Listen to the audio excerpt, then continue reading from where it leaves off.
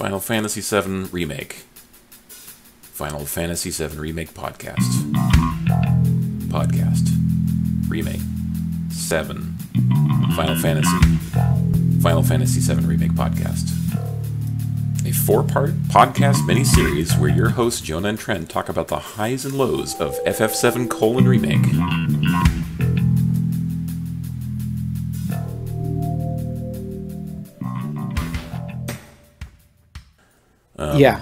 The pacing.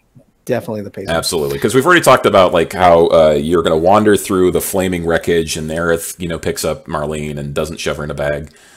Correct. It just continues on from there. The whole plate dropping is just ignored on several instances. It's not just one; it's several.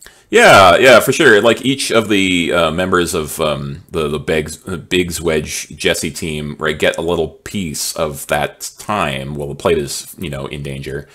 And, right. And I feel like it's actually kind of a translation issue where like the remake didn't really succeed. It's just like in the original game, you read all these as like text dialogue, and there's kind of like this suspension of disbelief that whenever you're reading text, time is just not moving. Yes, correct. Yeah. And then, but meanwhile, when everybody's talking and taking up all this time, you're really aware of the passage of time. Yeah, you're completely aware of because time, it's always moving, and there's those long drawn out segments where you're walking through these hallways, and you're constantly aware of what's about to happen and what the characters are aware that's about to happen. Right. And so like you kind of it's a sort of problem that mirrors the problem that manga and anime have, or anime or whatever. It's just that so for instance with Shonen Jump manga especially, you'll see these things where like characters will start like dialoguing. They'll have like this monologue in the middle of a battle scene, everything freezes in the middle of a punch, and it's because like in a written format, right, you have the same condension of time where like you can go through and actually reasonably expect a character to remember bits of their past and whatnot as they're doing this climactic battle. But in a linear format, which is like video games or like TV and movies, right? The concept of a movie is linear and time passes no matter what you do. You can't stop it. Right. Which video games, they also do the same thing when you're using the medium of a movie, right? Correct. Yeah, and so it's the same issue, and it feels like it comes up a lot, but I don't know. It's a shame. I wish they could have resolved both having these cool send-off moments, which aren't actually send-off moments, which is frustrating, but because at least 2 of these characters don't die. Yep. I'm pretty sure that... wait, did anyone die? Jesse died in that scene, right? Jesse died. All right. With the party crawling towards the pillar where the support beam where the pillar's being attacked. Yeah, you got the entirety of Avalanche, including Barrett's extremist group. Yeah, right. Holding them off and trying to defend the pillar and keep it from the Turks and Shinra from dropping the plate. I mean, time's moving just fine for those guys as they're rushing to keep them off.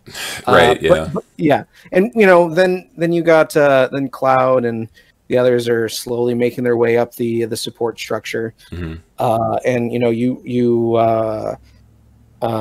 Wedge is at the bottom. He's fine.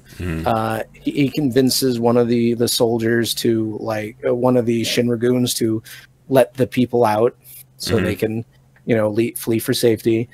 And meanwhile, that's because Wedge was he was still hurt from the previous segment. You're right. Yeah. So he wasn't really involved, and he kind of helped get people to evacuate. Right. Correct. Yeah. So he wasn't involved in the mission to protect the support. That was Barrett, Biggs, and Jesse.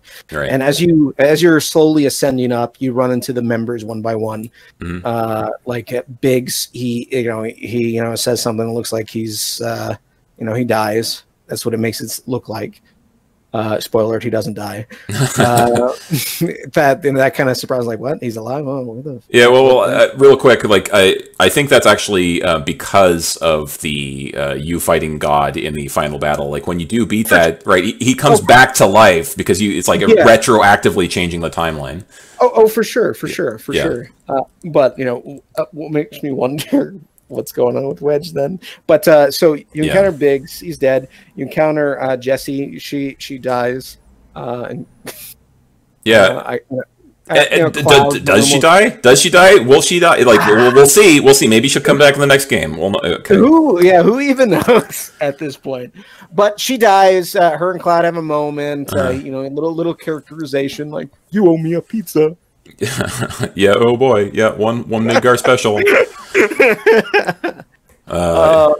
Yeah, it's fine. yeah, it's fine. And then, like, the Reno is having some characterization, like, I guess he's like showing some regret, but he goes through this whole stuff anyway. Oh my gosh, the Turks! That scene in the helicopter is confusing to me because, like, we learn in the original game that as we go that the Turks are kind of like in a weird position of where, like, well, and they mention this line, the throwaway line in the remake being like, if we don't do it, then somebody worse will. And then, like, in the original game, they kind of make the Turks more sympathetic over time. But so, like, that little scene there is a little baffling though, because it's kind of like Reno's like, hey, should we be doing this? And then, like, Brood is like, of course we should be doing this. It's our job. But then Brood also, like, kind of messes up the flying of the helicopter and doesn't quite shoot Cloud when he could have. And then Reno's like, wait, why didn't you shoot Cloud? Forgetting the fact that he was already bemoaning, like, maybe we shouldn't be doing this in the first place. Right, for sure. Yeah. The characterization's a little off. Then Brood comes in, just slams it, like, all right, it's my job. I'm going to try and murder everyone who's below me. Yeah, for sure. And I guess murder everyone who's on top, too. Right, yeah. Well, yeah, we're just mass murder for everyone. Yep. Yeah, and so, I don't know, like, that part doesn't really quite work with him, I think, but overall, like, I think that the scene finishes out in a fine way. I like the boss battle. I kind of like the progression of that scene. Yeah, I do too. Helicopter enemies are really fucking annoying. They for sure are. It's interesting considering that that's a part where it feels like you're forced to switch to Barrett. I feel like that you need to be using Barrett and just shooting at the helicopter, but, like, for sure, it's a neat progression of, like, you're fighting Reno. You fought Reno before, sure, whatever.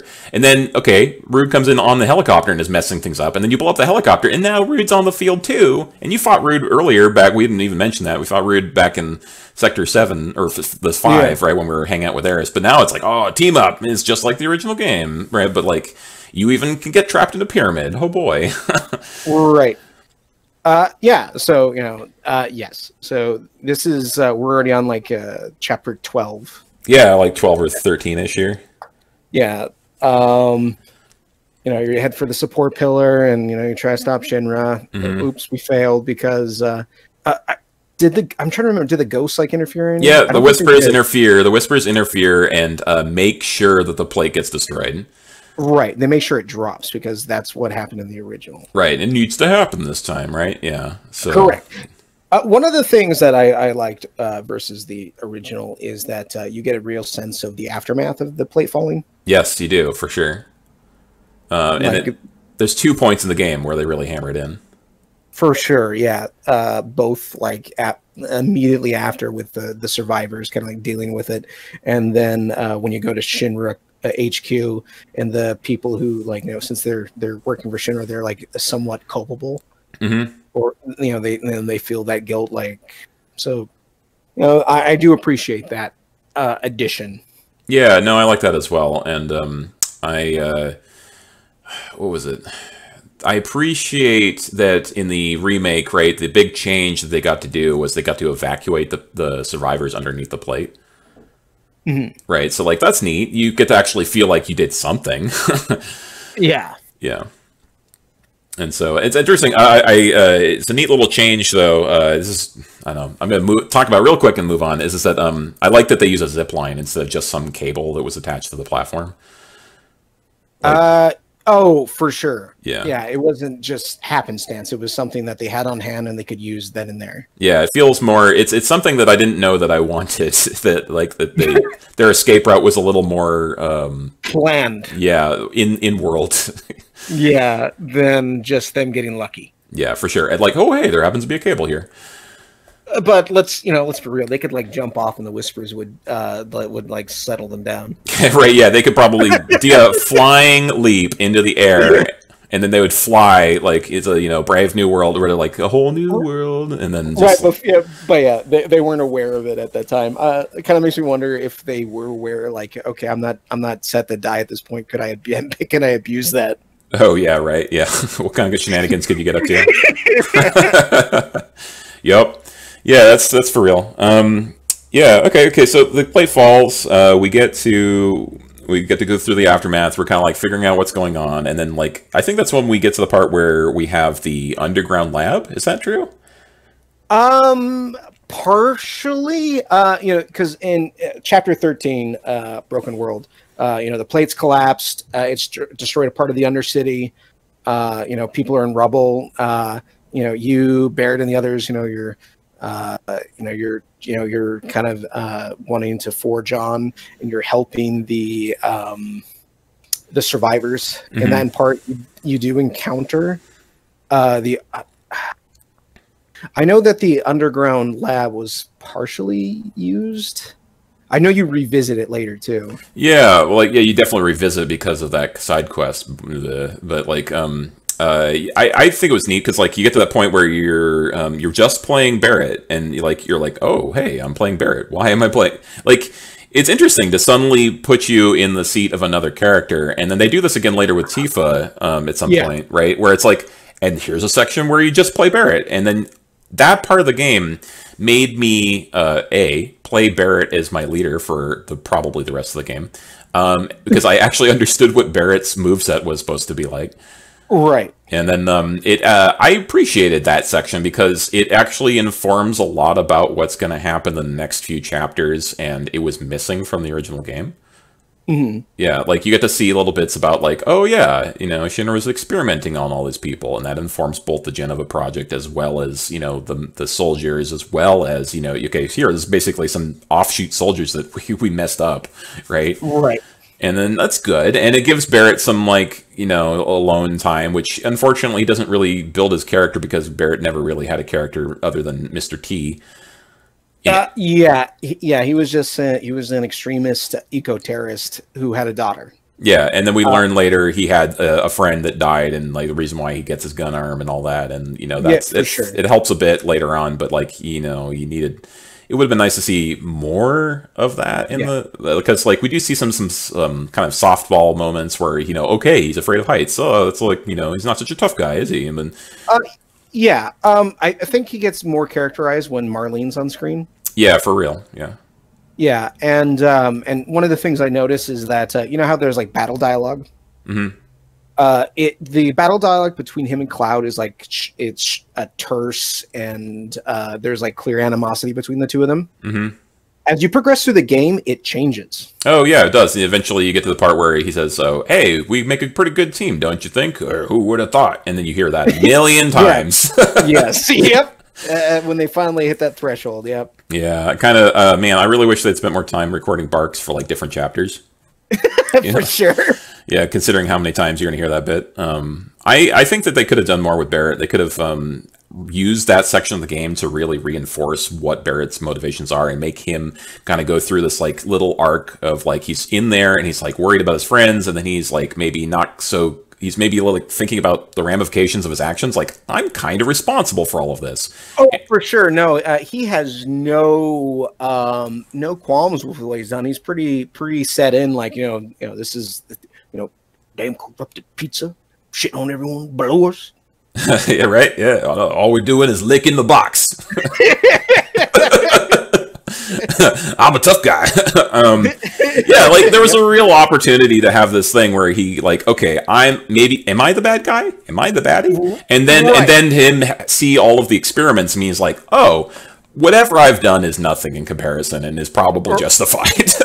Yeah, he just sees it and is going, "Yep, that's Shinra, right?" Oh wait, almost forgot myself for a second. Better put the shades back on. Yeah, so that that would be fine. But I mean, it's cool. Like you get to see, Cloud comes in at the very last moment, and that's cool. Which we haven't really talked about. The game does a good job in making Cloud look like a badass when he needs to be a badass. Oh, for sure. Yeah, for sure. And that's basically all we need to say, right? What more can you say about Cloud? Yeah.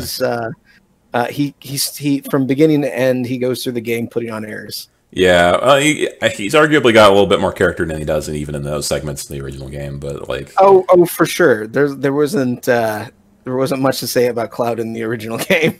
Yeah, but yeah, so he kind of goes. I like that he goes through. I'm a hard ass. I don't care about any of this stuff too. I secretly do care about this stuff, and everyone's catching on. And then that's like, and then it's like by the end of it, it's like, yeah, I'm in. Yeah. Like, Yep. And then, so that's good. I like as far as an extra part of the game goes, I like the underground lab.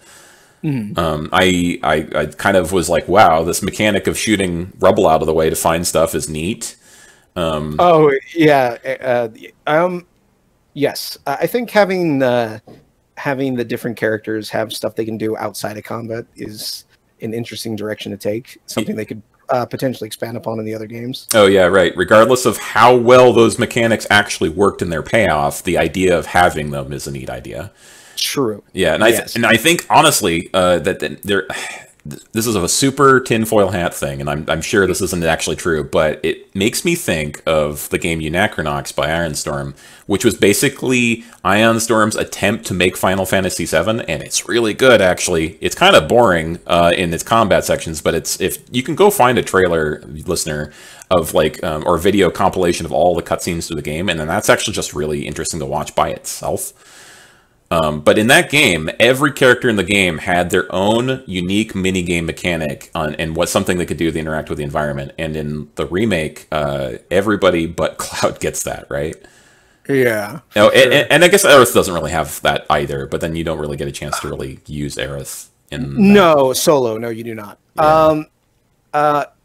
Speaking of like RPGs where like your cast of party members have like different things they can do outside of combat, that was really prevalent in like the Wild Arms.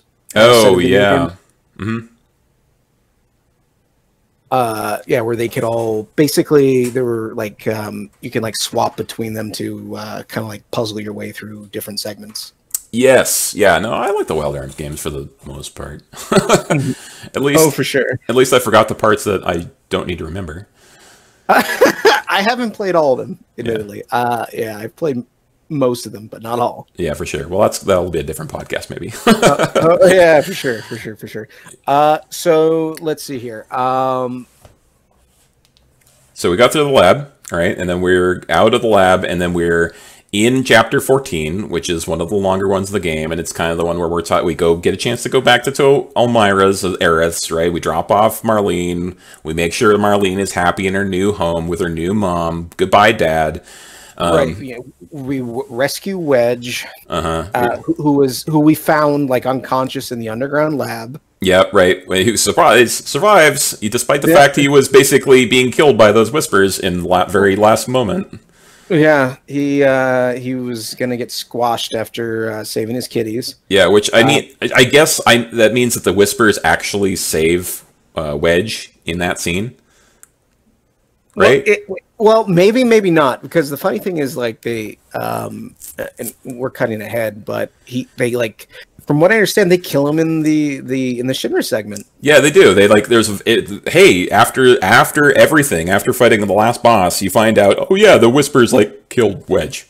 It's like, they see him being swarmed, and and it cuts away, and you hear like glass breaking as he was backing up towards a window. So you get the idea that he was just straight up thrown out a window by the whispers. Yeah, right. And so he's saying all sorts of stuff like, hey, so he's being dragged away. He's saying some optimistic stuff. And the very last thing he says is, Cloud, I'm sorry. And like, that is the thing you say when you're going to say something for your last time. Well, yeah, it's like, I just want to know that I did something. Yeah, right. Yeah. Like, hey, I was in this game and you right. I helped. Yeah, you were sure were Wedge. You were in this game a bunch. You and your cats. You were in this game a lot. Good for you, Wedge. Yes. So yeah, chapter 14, In Search of Hope. You return to Sector 5. Aerith is gone, and this is where the whole party kind of like resolves themselves to rescue Aerith and take the fight to Shinra directly. Yes, I indeed. I too have read that synopsis of this chapter. Yeah, I mean, honestly, I think that sums up that chapter more than anything else we could say about that until we get to the mechanics part of the game. Well, yes. Because that's like the chapter where you get slammed with a bunch of side quests. Yeah, you get like 40 to 50% of the side quests in the game are in that one chapter. Yes, that is as you put it. Let's see, late game. Side quest again. Side quest again. Yeah, sorry, I've gotten over you. Yeah, side quest again, or I don't know, Ragnar quests. Yeah.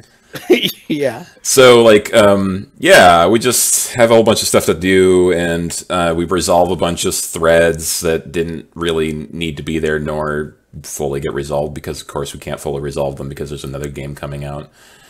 No, you could skip all those side quests and you'd miss nothing of consequence. Yeah, which is both good and bad, I guess. Mostly bad. Mostly bad, because you at least want to feel like you got a little something for doing it beyond like mechanical benefits. Yeah, right. And like from a story perspective, I think that the side quests are the biggest impact you can have on the final plot of the game outside of what the scripted Destiny sort of thing is, right? Yeah. So you succeeding in those side quests is your agency as a player and also as the characters to actually have any impact on what happens. And to have them have so little to do with the rest of the game other than to determine what dress you end up wearing is not great. Now, was that lazy shoehorn design, or was it intentional? Because you have no agency while these whispers exist. Oh God, I don't even want to get into that.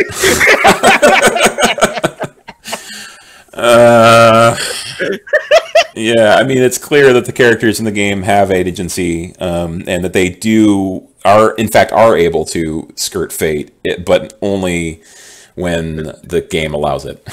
Correct. You only have so much wiggle room. Yeah. You fucked up when the whispers show up. Yes, that. Yeah, like, oh my gosh, if I make coffee tomorrow in the kitchen and a whisper shows up, I'll know that I needed to drink tea instead.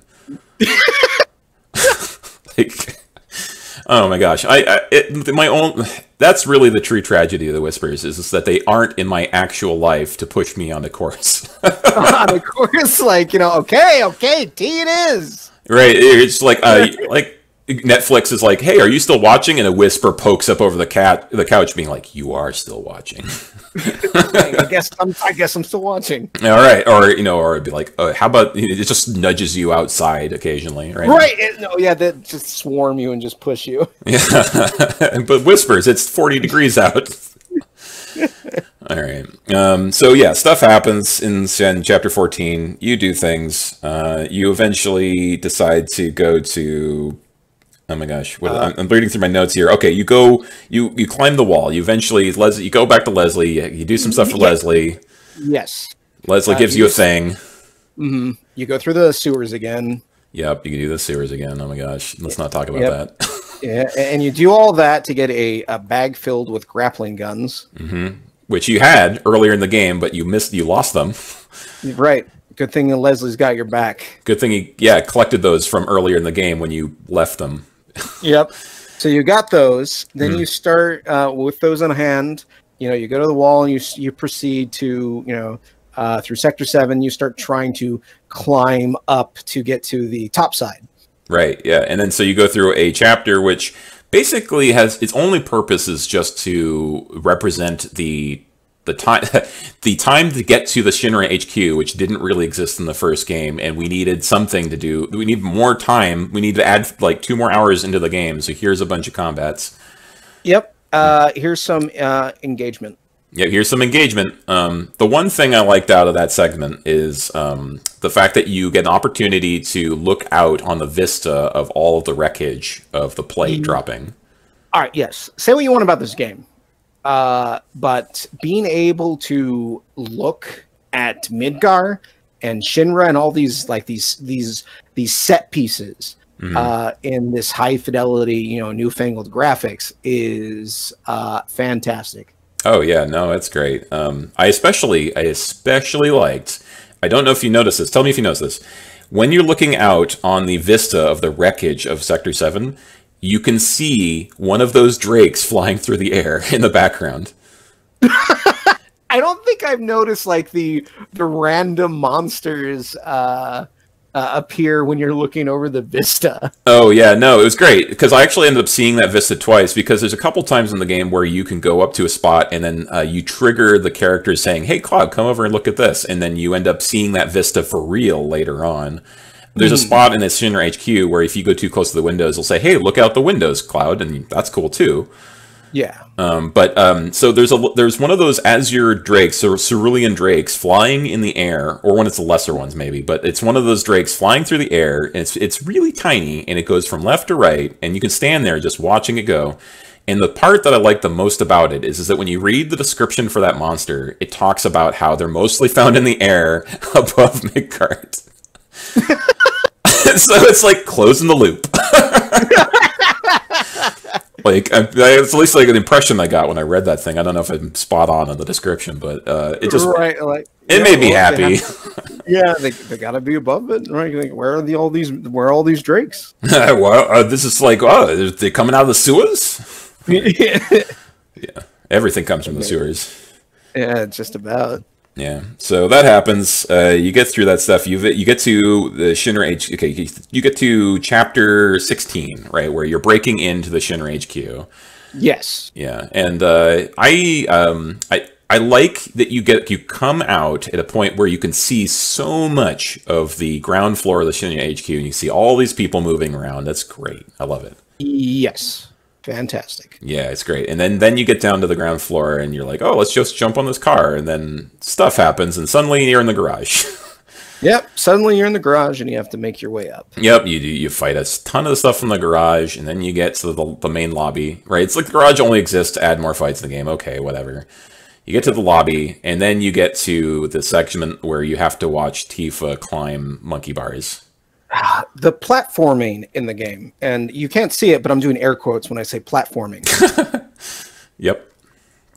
That I hated. Oh my gosh, so much. Yeah, and we haven't mentioned it before this point, but this happens a lot throughout the game. Like Cloud does the monkey bars, Cloud climbs a bunch of things, Cloud shimmies across a flat wall bit or ducks under a thing, and all of it is really slow, and it makes sense. They're all loading scenes. They're actually secretly spots where the game is trying to slow you down so you can load what you're about to get into, right? For sure. Yeah, but like, why? It undermines how cool these characters are because suddenly Cloud isn't like flipping over a thing like he can do in every other cutscene. He's just like, I'm slow. And then and Tifa, who is supposed to be more agile and more athletic than Cloud even, is somehow super slow in this segment. I don't understand it. Yeah, it was slow by design. Like, okay, more padding. Let's stretch the runtime here. Oh, absolutely. I mean, if anything, if they had just made that section into a cutscene with little time presses like the dance scene, I would be on board. Oh, for sure, for sure. Oh my gosh! And then one of the I think the most annoying parts about that is that you can actually miss Tifa's last weapon in that section. Can you? Yeah. So, are you aware that there's like the purple gloves you get in that spot? In that spot, where you so you start climbing up these little pillars, and then you get up to the first shimmy section where you're like climbing hand over hand, which only exists to make Tifa's butt wiggle. And slow down the game. But you can go to the left on the monkey bars and go straight back to the wall, and there's a purple chest on the wall, which it signifies, which I only learned at that moment means, oh, hey, you got a new piece of equipment. Oh. And then you can get her final weapon, which has one of the better attacks for her in the game. It's like Tree Strike. Which, oh yeah, yeah, and so that was like it's not so far out of the way, but I was like, it feels like a weird spot to throw this thing in there and not have anything. You don't really have to do anything to acquire it. no, it's just there. Yeah, it's just there. I'm totally cool with like Cloud's final weapon being just on the path because Cloud is basically mandatory. You can't take him out of the group, right? And never mind the fact that the game never actually lets you control your party because the game never let you control your party until after you got out of Midgar anyway. Yeah, Which we'll talk about that because I like the way they handled that. Yeah, but like yeah, the whole segment is just annoying. I wish they cut it, but the part that comes right after it, where you get to choose to go up the stairs or in the elevator, is actually cool for lots of reasons. Which one did you do? I took the elevator. I took the stairs. Interesting. All right. Okay. So tell me what happens when you take the stairs. Oh, awesome! And then you can tell me what happens when you take the elevator. Haha. Yes. So what happens when you go up the stairs is that okay, they're like, oh gosh, we're really gonna go up the stairs. Okay, I mean that's pretty much the mirror from the original game.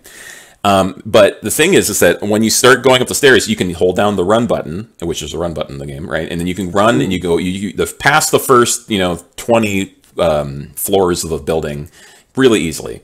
And then, characters having this fun, witty banter of like, oh man, if I knew there were going to be these stairs, I would have stayed home or whatever. And then like, as you go up the stairs, the game actually turns off the run button. It doesn't do anything. And so then you're like, okay, so then you're okay, well, you can now run at normal speed up the stairs. And then as the further up you go, the slower and slower the game makes your character move. And then before all this happens, the game Tifa says a line like, remember, this isn't a race, right? But, however, as you're traveling up the stairs, you can see what floor all the characters are on. So midway through this, by the time I'm no longer allowed to run, I realize that Tifa's 4 floors ahead of me, and I'm like, I really wish I'd tried to beat Tifa to the top of the stairs. which it has no relevance, right? But like, it's funny because like if you get too far ahead of Barrett, Barrett says, "Hey, wait up," and so I actually did wait up for Barrett, and then but then like that Tifa at some point is like, "Hey, are you guys still with me?" And I'm like, "I can't win," but it was funny. They had some good jokes. I was laughing by the end of it. I was like, "This is just cute," right? Yeah, so it was a good time. There wasn't anything on the stairs to pick up, unlike the original game, which I actually appreciate. Right. Yeah. So how was the elevator? Well, one question before I go to my segment. Was there any combat? Oh, there's no combat in the stairs at all. Interesting. Okay. The elevator had maybe like 3 segments, 2 of which was filled with like, you encountering soldiers. One of which were, because every time we go up the elevator, there's, this conversation, the music playing, they're kind of chatting a bit, having moments like they would have on the stairs. Then since this is an elevator, people are going to try to get on. So the first one we got on, some of these goons are trying to get to a bottom floor. So we encounter them, beat them up. Then we go to the next couple floors. We're going through these different departments, and a Shinra worker is on the phone. He kind of like walks into the elevator oblivious. While you have massive Barrett, Cloud with the sword strapped to his back, and Tifa. They're all like trying to kind of push themselves at the back and be inconspicuous. And the guy is still like talking on his phone and everything. And then he goes up to his floor, and then he leaves without like really paying them any mind. Oh man, that's great. Oh man, that's great. Wow, so it sounds like you had a good time in the elevator then. Oh, for sure. Yeah, sweet. Awesome. So, like, I think, so I looked this up later on, but I appreciate that actually no matter which of those 2 options you choose, you don't get any mechanical benefit for picking either one. Correct. It's all just, what you see. Yeah, for sure. And, like, in the original game, I remember that if you go up the elevators, you actually, like, trigger the alarms earlier or something. And then, like, if you go up the stairs, there's an item you can pick up on, like, the 40th floor or whatever. And, like, you can actually, if you miss it then, you can go back and pick it up later in the game, but by then it's a different item. And, like, that whole thing always messed with me in any play of Final Fantasy VII that I ever did. And I'm just so glad that I can just pick one and be happy now. Right. Well, what's interesting is that at the floor where you go, having taken the elevator, I could actually go down the stairs. Oh, yeah, neat. You could do that in the original game too, right? Yeah, but I chose not to because I was going, I don't know what this is going to do. Oh, right, for sure.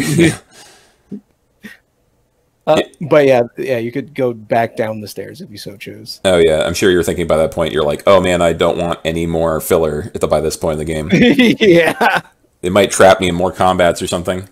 Yep, for sure, for sure. Yeah, that's really interesting that you fought guys on the first like floor or two, right? Yeah. Yeah, that's cool. Yeah. So yeah, there was actual combat in the elevator, and none in the stair segment. Interesting to know. Yeah. Huh. All right. So you go from there, and you're like muddling through floors. You have to go through the Shinra tour we talked about. Yeah, the Shinra tour, which was great. Uh-huh. You also run across the mayor. Oh, okay. Yeah. Like I remember that so the mayor, right? He's in the archives, right? Yeah, and so you learn that he's basically been relegated to a desk clerk. Yes, and he's been helping you behind the scenes. Yeah, which helps explain a bunch, but also is kind of like, oh man, I really wish this wasn't just showing up now, you know? Right. It's like it's the same thing with the Whispers. It's like I didn't mention this earlier, but like there's this concept of Chekhov's gun. Have you heard of this? Yes, it's where like center frame. There's this the gun mounted on the wall. Attention is paid to it somewhat, and you would only you would give it attention for it to come back later. Right, yeah, and so there's this principle of like if you show a gun in the first act of a play, it needs to go off by the third act, right? Right. And so like and so I feel like that the Whispers and both like the mayor's help with the party is something that is kind of like Chekhov's gun, but then only actually shows up in the seventh act. Yes, because they like show they had like a small screen of where you have the mayor who's like watching the security feed of your party coming into the Shinra building. Right. Yeah. But that's as much of a Chekhov's gun as you're going to get. Yeah, and by that point we've already played the entire game, so it's like, yeah. So, man, it would have been nice to have some sort of like reference by the characters at some point. Like there was a part where we should have been hosed, but we weren't. I don't know what happened, but hey, maybe we're just lucky. Yeah, for sure. And then that you can then remember that later on or something like that. Yeah.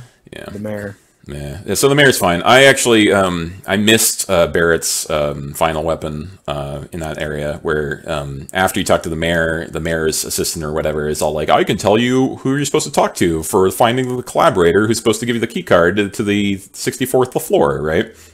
And he's like, I want 10,000 gil, and I'm like, you know what? I have the internet. By this point, I'm actually looking at a spoiler-free guide on how to progress through the game because I'm just kind of like, I just want all the obstacles to be out of my way because, unfortunately, I'm a little fatigued on, not knowing where I'm going and making sure that I want to pick up all the things. I wanted to pick up the things, right? So I skipped that, amazingly not deciding to look it up. I'm like, whatever, I've got the internet, I don't need this.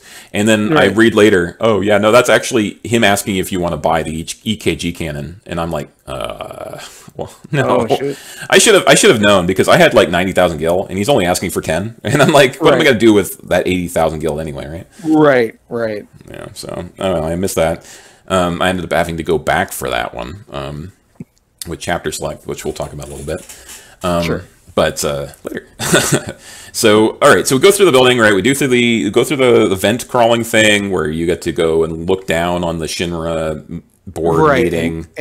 And where you got soft locked. Oh yeah, I got soft locked. I was super impressed that this managed to make it to ship where there's for whatever reason one of those vents. If you look down the vent, it says press circle to escape the vent, and then you're not. It just does nothing. It does nothing.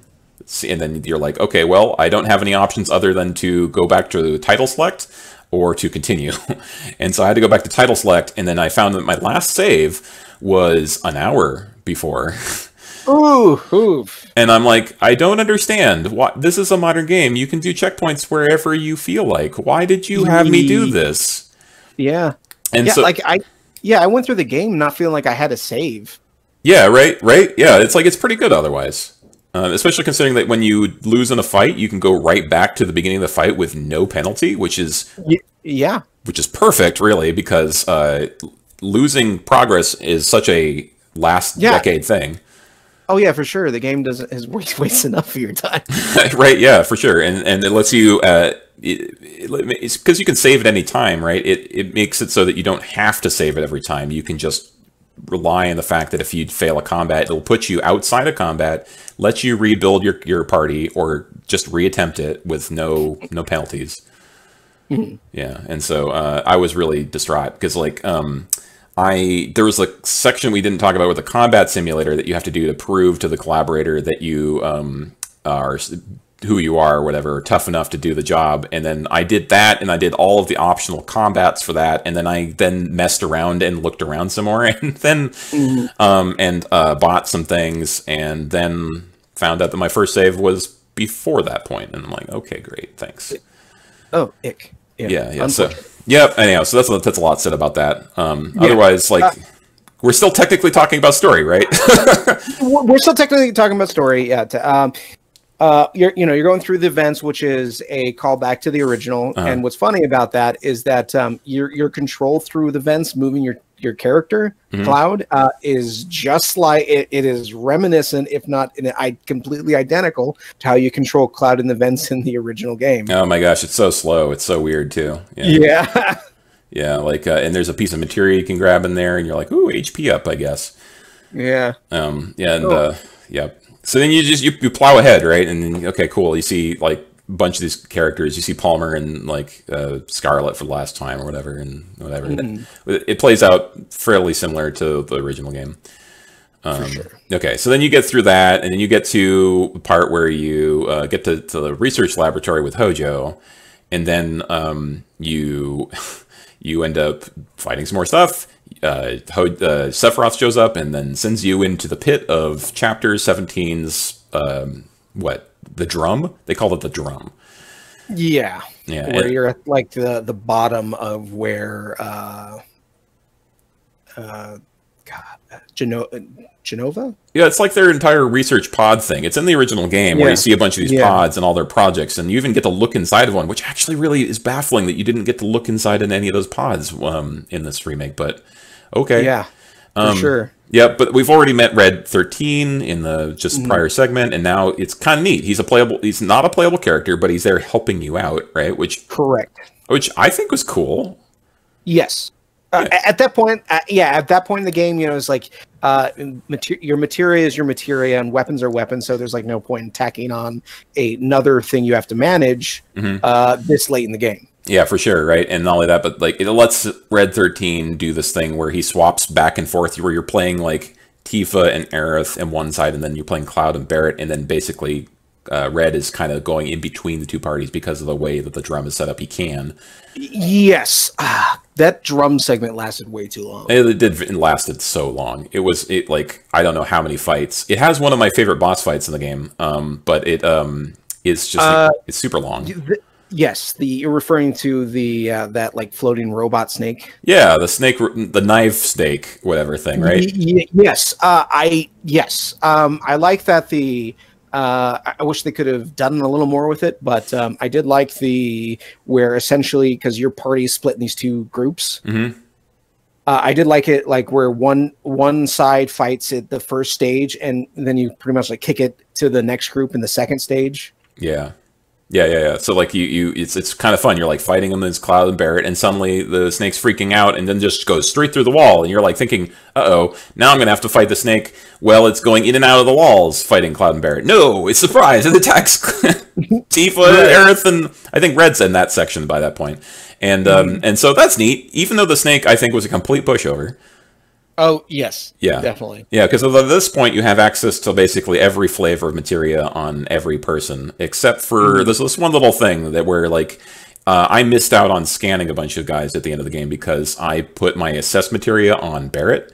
And that makes it so it's impossible to scan a whole bunch of people if you don't stop to move it over back to the Cloud at certain points. And there's only one point in the entire game where you can open up the menus before you get into a fight, and that's when you fight the big tank thing on the ground floor at the end of the game. Yeah. Which I didn't have, I think, any trouble with, but I could see how that fight would be really, really annoying. Oh, the fight on the ground floor with the lobby, I really liked because it actually you're using the the terrain to like avoid its more devastating attack. Yeah, you actually have to use the terrain, the battlefield itself, which so few of the fights in the game have actually done. Yes, that was like the only segment that, you know, where the actual field where you're fighting matters. Yeah, right. And aside from probably if you've gotten to this point in the game as a player, you probably have had one of your spells fly off into a wall and do nothing by this point in the game. Yeah. Yeah, and so to have that actually work for you is kind of nice. Yeah. Yes. Yeah.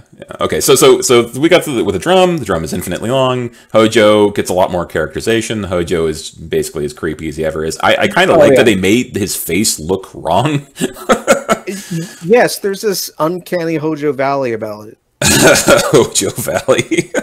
Yeah. So like, I kind of like Hojo and in all of his bits, but the fact is that he's attached to this part of the game, which should be its own chapter. The drum should be its own chapter, for sure, and it is not, and that's a problem. But you get out there. Sephiroth is still being Sephiroth. He steals Genova's body, and then he heads off to the 69th and 70th floor to like finish the game up.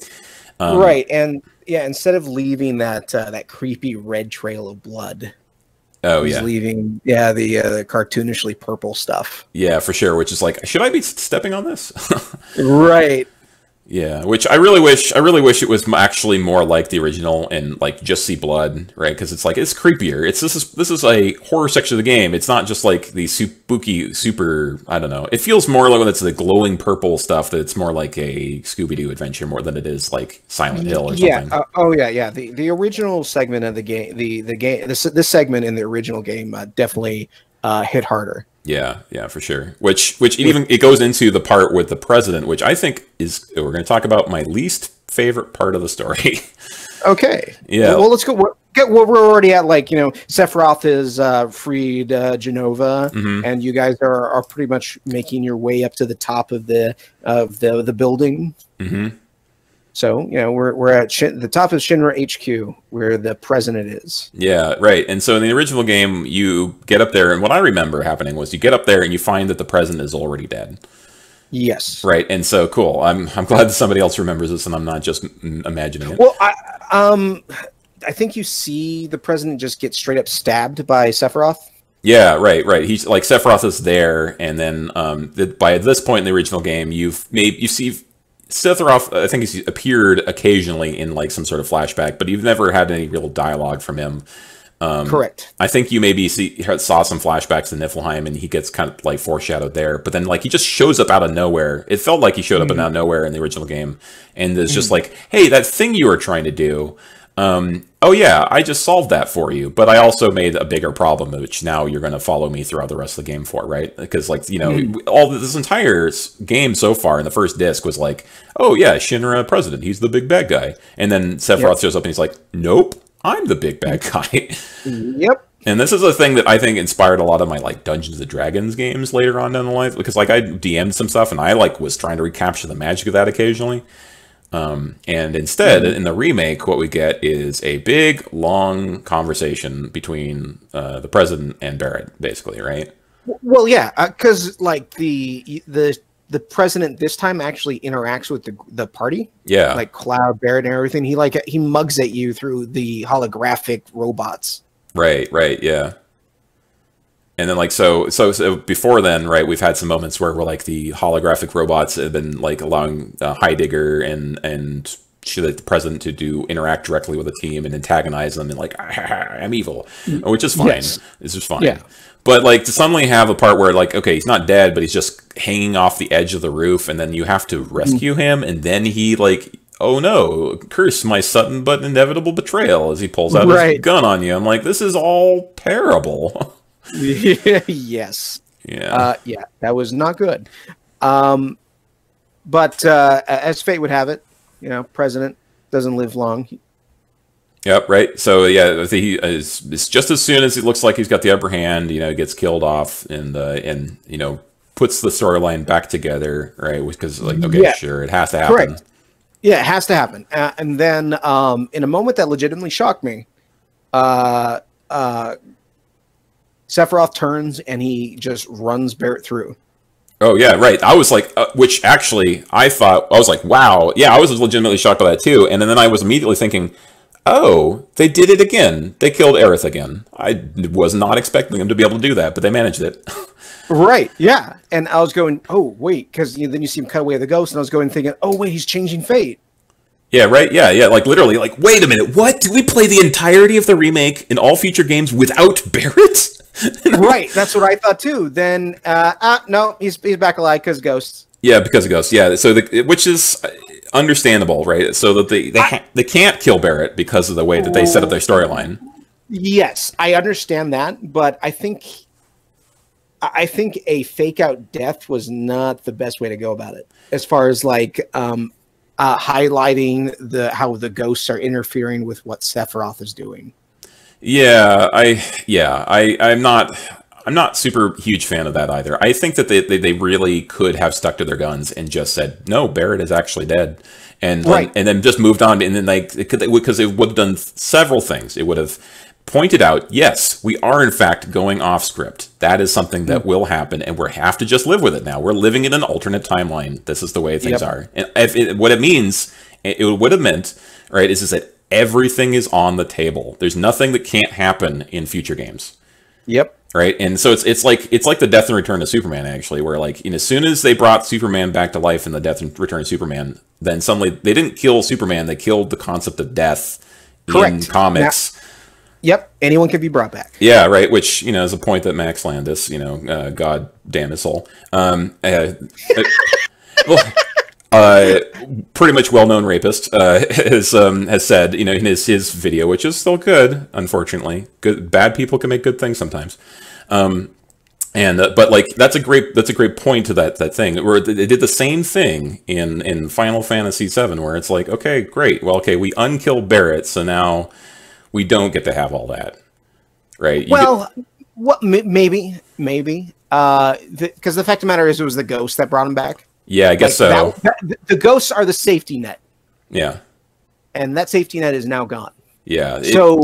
So maybe in a clumsy fashion, they're telling us that Barrett may very well die.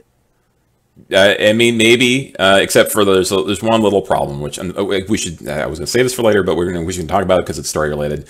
Is that unfortunately Barrett is not going to die, and not only that, but this would have opened the option for like a forking storyline where you end up with points in later games where you have to like maybe a different character than Aerith dies in the climactic moment, right? Right. Or you had like different things that permanently affect the rest of your gameplay, kind of like a Mass Effect-y way, right? Because they've gone on the record with the directors and the producers of the game have made a number of posts now since the release of the game saying that they want the future games to follow the events of the original game. That sucks. It does, right? Because it feels to me like the whole climax of the last chapter of the remake is about that we want to be able to do anything, and yes, and we can never recapture the original game, and we shouldn't even try. Right? Do your own thing. Yeah, do your own thing. This is if you want to go back and play Final Fantasy VII, it's still on disc, right? You can still go do those things. Yeah. So. Them admitting that if they're going to follow it as closely as possible, that defeats the point of the ending. Right. Yeah. Which is interesting because at most what we're going to see from future games is if we're going to follow these statements to be gospel, right, is that we're going to see a by the book retelling of the original game from after Midgard, but with these cute little twists of ooh, it's a little tiny bit different, but it's not actually different. And a bunch of extra additional jammed in sections, right? Which I am really, really hoping that they decide to reverse some sort of a, they're just saying it's going to follow the storyline of the previous game, but then also do its subversive, making it its own story. I hope so, because that's the only reason I'm on board with what they did. Yeah, is because that's. Otherwise, the whole ghost thing was just pointless. Yeah, it's almost as if you undermined the climax of that game, which actually justifies its ghost thing, that the ghost may have just been a bunch of masturbation. And I am really not here for the the director being like, I like ghosts, and then just throwing them in, and then having and be like, oh yeah, no, we're just ghosts. Yeah. You know, he got his Wayne Fest with Kingdom Hearts. He doesn't need to do it with Final Fantasy VII. Yeah, right. Yeah, I don't know. Yeah. Okay, so moving on. All right, so the thing happens, and then we go. The president dies. We fight immediately get thrown into a fight with a Geneva monster, which didn't happen in the original game, but honestly is kind of feels good in that spot. Yes. Like, I don't know that fight was particularly hard, but it's kind of like this chance to show off everything you know about what you've learned of the game at this point. Like, you get little tentacles that shoot up that you can attack because they deal like little chip damage at your guys, and also they help you charge up your meters. It gives you lots of incentive to change characters a lot because you got like slow and stop attacks. Yeah. It's good. It's good, but it adds one more boss to the game. Unfortunately, when they have so many bosses in that segment of the game. Yeah, it's a gauntlet of bosses. Yeah, which honestly, I would much rather change the way that the fighting god battle happens than change the Geneva battle. But like, because like ultimately, I think it's good. Although I am annoyed that there's the segment after you fight Rufus. We're gonna talk about Rufus for a second, but like like there's a I'm gonna say there's a segment though, like where they go that guy goes all the way up to the top of the Shinra building and then like jumps off the tower or whatever. Right? I can't remember exactly what happens, but like it reveals like, oh yeah, look, there's everyone's like Sephiroth or whatever is jumping off there, and there's the guy, and then he flies off, and then you climb up there, and then they jump into a cutscene, you put you back down on the ground floor, but they let you climb back up the ladder, and then climb up the ladder that the guy jumped off of, and you get all the way up there, and there's nothing to do. Yeah, I did that too. Yeah, well, I did that too. Yeah. Yeah, but that was they should have just broken the ladder, not much. Yeah. Yeah, because it almost feels like you have to go up there. Yeah, because you have to. There could be materia up there. Oh God. Or boxes you have to break for Moogle medals. Oh my God, Moogle medals! Oh my gosh. I think I ended the game with about 50 Moogle medals. Right. Yeah. And like, is that enough happiness for you, buddy? Yeah. Oh my gosh. Yeah. And yeah. Okay. So the Rufus fight it was right straight from the original game. It was the hardest fight in the game for me, hands down. Aside from any of me trying to replay parts of the original of the game on hard, I actually went back and tried to do that, and I'd recommend that you don't do that unless you are crazy about this game. Correct. Yeah. Yeah. I played normal and it was fine. Yeah, I also played normal. The only other option was classic. Never bothered with that. I'm not sure what's different. Yeah, it's interesting, right? Because there's classic and there's classic, easy, and normal, right? Oh, okay. And so the difference between easy and classic is literally that you don't get to control your main character in fights, and you just choose like ATB options for all three of the characters. Oh, weird. Yeah, and so all three of them are on autopilot for fighting, and then you can. So it's pretty similar, except that like in easy, you actually get to take control of one of the characters, and you're responsible for them doing the attacks and stuff. And in normal, it's the same thing, except everything's harder. Right, and so like I love the fact that the classic difficulty was even an option in the game. But the hard option is staggeringly hard, which I guess I'm glad that it exists for people who feel that they're only validated by difficulty in games. So, but I don't even know where I was going with that. Oh yeah, so Rufus on normal. I played Rufus on normal, and I lost more times against Rufus than any other fight in the entire game.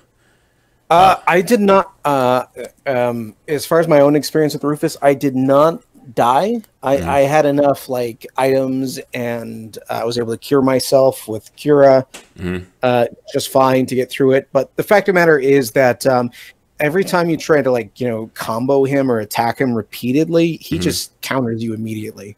Oh yeah, for sure. Yeah, and so he's kind of like a callback to the Reno fight, actually. Yes, but like amped up. Yeah, by a bunch. Right. Whereas there's only one way to fight Rufus, which is to well, I guess you have to take out the dog first. You have to take out Darkstar first. Definitely. Yes. And then you have to once you get one-on-one with Rufus, if you don't block or if you don't attack him while he's reloading, you can't get anywhere. And I'm actually really annoyed that they had a thing where it said, oh, one special attack will cause him to start staggering if you get him during the reload. And when I just looked it up, it was like, oh, it's Braver. If you hit him with Braver while he's reloading, you can stun him, and then you can get a bunch of attacks in.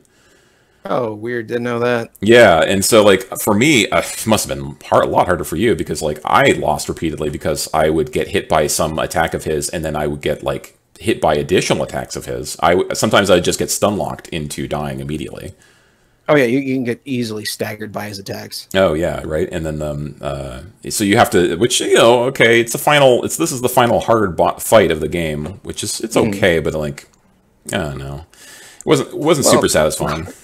Well, no, because you spend the whole fight just getting juggled and waiting for this. You spend the most of the fight getting juggled and waiting. That's it. Yeah, and like, although I did feel clever when I realized that the only way to really get Braver to hit him while he was reloading was to realize he was about to reload, but he hadn't said reload above his head, and then I'd have to hit X to open up the abilities options, right? And then because time is slowly still moving while you're doing that, you can just wait for him in that moment to get to reload, and then you immediately pop Braver on him. Right. And which is kind of cute, but it's interesting that that's a mechanic that was not used at all anywhere else in the game. Yeah, there was nothing really to prep you for that. Yeah. Yeah. Which, honestly, I just realized we've been talking nothing about mechanics about Rufus. Rufus showing up as he was is actually pretty neat. I mean, he's kind of a badass. Yeah.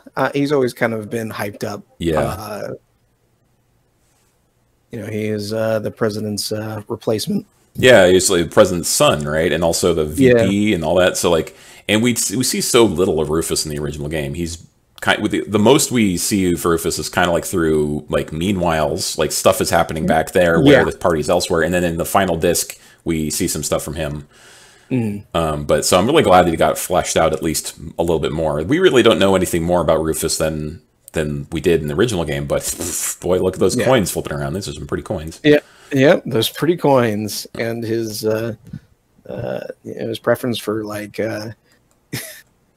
edgily named dogs. Yeah. I don't know. He seems like he has led a sad life. Potentially. Who knows what they'll do with him going forward? Yeah, for sure. Yeah. All right. So we basically already talked about the ending. After you fight Rufus, you get all the way back down for your climactic escape with the motorcycle section. We see there's a boss fight where Barrett and Aerith fight the big tank thing. That's all right. We talked about that. We get the section where Cloud grabs the motorcycle and like totally smashes guys in the face with the backside of the wheel, except misses Heidegger for no reason. Right. Yeah, like Heidegger doesn't even flinch. No, he doesn't. Yeah, and then we just fly off. We fly off into the future. Yep, fly off into the future, where the unknown journey begins. Maybe, who knows? Let's see if they stick to the original like they said they would on Twitter. Yeah, for real. And also, like, are we gonna see like DLC for this game? Question mark. I don't even know. I hope not, because it'd be weird to shoehorn in DLC for this. Right. Yeah. No, I think it would. It would be, but like one thing that I've heard them say is that they want to focus on lots of little smaller pieces. Like we may not see like 1 or 2 more remake games. We may actually see more like 8, and some of them might actually be like 10 hours long. Oh, okay. I see. Like focusing on like different characters, right? Different story segments. Got you. Yeah, like we might have a remake section that is literally just like Costa de Sol and then the Golden Saucer or whatever, and it might just be like $10 or something. Right. Oh, and then you got the big side DLC. Yeah. Right. Yeah. Maybe we'll see all of Crisis Core remade or something. I don't know. Who knows? Well, that's a good question actually, considering that. After defeating Destiny and killing these ghosts, we have this, this segment where I guess it's an alternate universe with Zack's alive. Oh yeah, right. Well, that's like that's one of the things the big thing that changes, right? Because like from what I've read in before Crisis and Crisis Core, that like we learned that like okay, Zack is like got this final stand against the Shinra troops. He's rebelling too, but then he dies. But then like one of the things you change by beating the god of all fate and time and stuff, right? Space God. You when you defeat Space God, you change the result of that outcome. And it's actually that event actually happens prior to any of the chapters in the remake. Yes, it does. Well, here's the thing. the thing that makes me think that this isn't like your guys' Zack, it's a different Zack, is that during that cutscene, a thing with stamp goes by and it's a different breed of dog. Oh wow, that's super weird. I didn't even catch that. Yeah, it's a completely different. You can like Google it with like FF7 remake stamp, and you'll like see two different breeds of dog. Oh, the one wow. with, yeah. So that makes me think that maybe that's an alternate universe Zack, who with you killing those ghosts, he's alive in this segment. Oh yeah, right. No, I totally see that. It's like on a wrapper of something like that, or it just flies by. Yeah, that's weird. Yeah. Huh. Yeah. So like, okay, and then there's a part where he's like dragging Cloud back to town, which is part of the like the crisis before crisis thing, right? And so Yes. yeah, and so what? Yeah, we have no idea what's going to happen there. And Yeah, I don't know. Is AU Zack? Is it a Zack that exists in your time? Do you retroactively change the past, or did you just create a different timeline? yeah, right. Which I mean, I can only imagine they could use that entire, what was it? This is like 30 seconds of video to justify an entirely different series of games after the remake is done or something. For sure. The sky's the limit. Sky's the limit. So ends part 3 of our 4-part podcast on the Final Fantasy VII Remake. If you wish to continue, please insert part 4 now. Thanks again to Trent for helping me make this podcast possible, as well as special thanks to ocremix.org and their contributors LuIzA for their track Materia Junkie, and Kevin Lau for their track Aeris Lives.